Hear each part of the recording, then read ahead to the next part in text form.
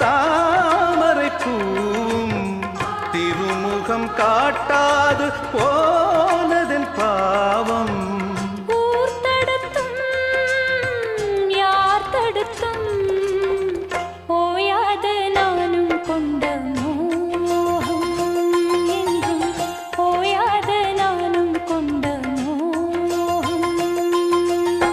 செம்மீனே செம்மீனே உங்கிட்ட சொன்னேனே செவ்வந்தி பெண்ணுக்கு சிங்கார